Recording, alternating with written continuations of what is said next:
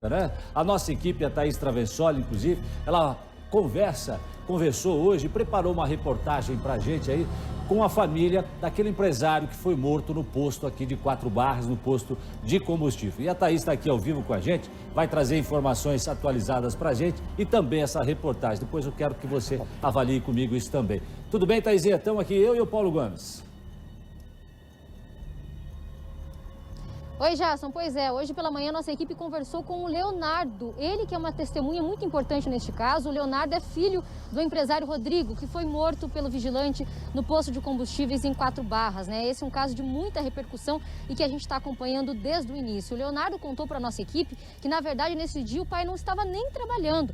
Ele trabalha no posto, mas naquele momento, né, da situação, do tiro, ele nem estava trabalhando. Ele saiu de casa, estava de pijama, trocou de roupas rapidinho e foi com o Leonardo até o posto para pegar documentação para eles fazerem um exame. E aí, chegando lá, o pai notou um certo tumulto em uma das entradas do posto de combustíveis e chegou perto para ver o que é que estava acontecendo. Na sequência, já veio o disparo por parte do vigilante Luiz. E a gente já mostrou, inclusive, né? Tentamos conversar com ele ao vivo no Balanço Geral, no momento da transferência, e ele apenas disse o seguinte: estou trabalhando, e não disse mais nada. Ele permanece preso agora no Complexo Médico Penal em Pinhais. Conversamos com o Leonardo, que é uma testemunha importante neste caso, e ele trouxe também para a delegacia uma nova informação com relação a esse tiro. A gente vai saber mais detalhes na reportagem. Leonardo viu o pai ser baleado, correu para tentar socorrer, diz que foi impedido. Se você chegar perto do seu pai, eu atiro. Se você chegar perto, eu atiro, sabe? Completamente descontrolado, sabe? Foi uma cena de terror. 18 de novembro, Quatro Barras, região metropolitana de Curitiba. Motoristas se desentendem no estacionamento do posto de combustíveis. 4 ônibus de viagem tinham acabado de chegar. Passageiros de Jaraguá do Sul seguiam para compras em São Paulo. Estavam com escolta armada. Um dos donos do posto, Rodrigo Andretta Ribeiro, de 49 anos, vê a movimentação e com o filho vai ver o que está acontecendo. Quando a gente chegou no posto, meu pai dirigiu o carro para lá e falou: nossa, putz, eu vou ter que resolver isso, sabe? Eu não queria, assim. Eu vi tudo, sabe? Isso que foi o mais triste, assim, acho, talvez, que ele se andou até o motorista, estava falando com o motorista, nisso chega esse segurança, assim, e efetuou um disparo, queima-roupa no meu pai, menos de sabe, uma covardia tão grande, moça. Uma tristeza muito grande mesmo. O tiro no peito, a morte do pai do Leonardo e de outros 2 filhos. O vigilante Luiz Henrique de Oliveira, de 30 anos, foi preso em flagrante por homicídio. Na delegacia, alegou legítima defesa. Ele alega que já chegou sendo agredido pela vítima. A Polícia Civil está ouvindo testemunhas. Até o presente momento declarou que não confere as informações prestadas pelo vigilante e estão sendo contraditórias, principalmente pelo filho da vítima, que deu seu depoimento ontem aqui na delegacia. Ficou claro que o tiro foi a queima-roupa, totalmente desnecessário. O senhor Rodrigo, que é a vítima, ele não tem uma personalidade agressiva, sempre tratou muito bem a todos, inclusive nas situações em que o ônibus, que era corriqueiro, que o ônibus atrapalhasse a saída. Todos foram sempre muito bem tratados aqui. Como que ocorre uma discussão em menos de 10 segundos, sabe? Não tem como, sabe? Era uma coisa que não tinha o porquê desse tiro, entendeu? O inquérito deve ser concluído em 30 dias. Nesse tempo, a polícia segue analisando imagens e ouvindo testemunhas. O depoimento do filho de Rodrigo trouxe uma informação que pode agravar ainda mais o caso. O vigilante pode ter atirado 2 vezes. Foi mais de um tiro. Você sabe dizer se foram 2, 3? Foi no máximo 2.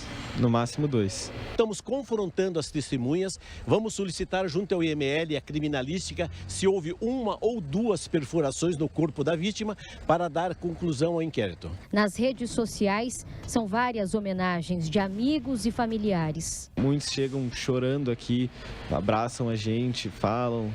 Sabe, ele era uma pessoa muito querida, ele amava o que ele fazia. Faz muita falta aqui, porque ele era tudo aqui no posto, né? Ele resolvia tudo. E hoje, para nós, estamos estamos levando, mas tá difícil. Rodrigo era casado há mais de 20 anos. Ele deixa os filhos de 20, 16 e 15 anos. Vocês não têm ideia a dor que é perder um pai assim, sabe? Minha irmã só chora, o Dudu, meu irmão também do meio, sabe? Acabado, minha mãe acabada, sabe? É uma tristeza muito grande. Vocês não têm noção. É um dano irreparável.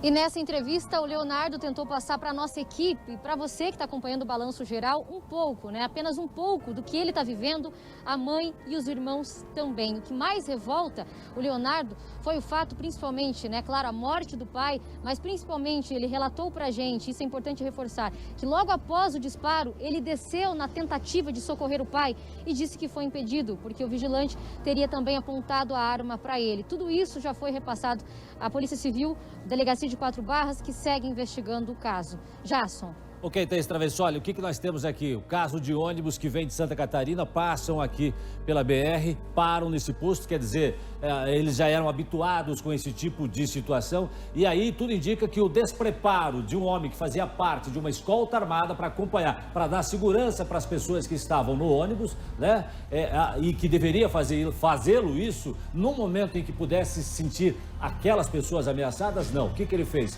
Num momento de impulso, né? Demonstrou o despreparo que tem para lidar com qualquer tipo de situação. 30 anos, o homem há pouco tempo estava trabalhando, inclusive, na escolta armada, viu, Paulo? Olha, o pessoal que me acompanha no Cidade Alerta sabe que eu tenho uma opinião muito clara com relação ao uso de armas. Muitas vezes a minha opinião não é o que os nossos telespectadores pensam. Eu acho que população armada é certeza de aumento de violência. E aqui nós temos mais um exemplo. Evidentemente que nós não podemos falar em escolta armada sem que o homem esteja armado, porque senão você não tem a proteção das pessoas que ali viajam. Agora eu te pergunto, aqui nós não temos mais um exemplo de pessoas que usam armas, mas são despreparadas? Primeiro ponto, o dono do posto tinha todo o direito de verificar as pessoas que no seu estabelecimento estavam chegando. Ele não precisa de autorização de ninguém para fiscalizar as pessoas que ali estão. Ele tinha esse direito. Ponto 2. Existe divergência com relação à briga ou discussão entre eles. O filho do homem morto diz que não aconteceu isso, que a briga, ela nem existiu e o confronto durou menos de 10 segundos. Mas mesmo que tivesse havido esse confronto, existe uma coisa, Jason Goulart, que o direito é muito claro, que é a proporcionalidade, é a reação daquilo que você combate.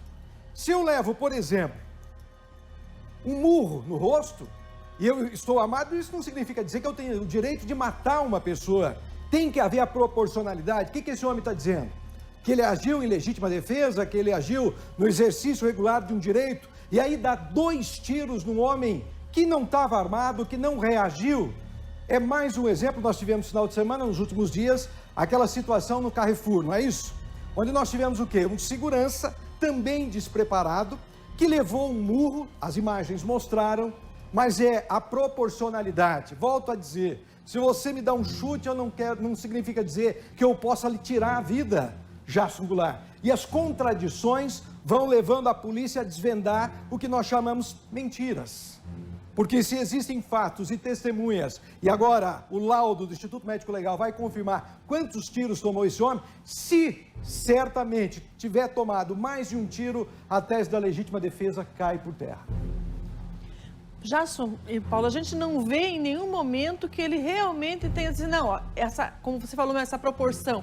Eu precisei fazer isso para repelir uma ameaça iminente. A gente não vê isso acontecendo. E, de fato, se ele estava sofrendo alguma interlocução verbal, ou seja, estava se dizendo, era verbalmente que tinha que se discutir. Ele deveria ter, exatamente por estar armado e por estar trabalhando, como ele mesmo justificou, né? Ele teria que ter um equilíbrio a mais do que qualquer outra pessoa. Na profissão dele exige que ele utilize da arma, a principal arma que temos que ter é essa aqui. Obrigado, doutora Márcia Marcondes. Obrigado também, Paulo Gomes, pela sua participação.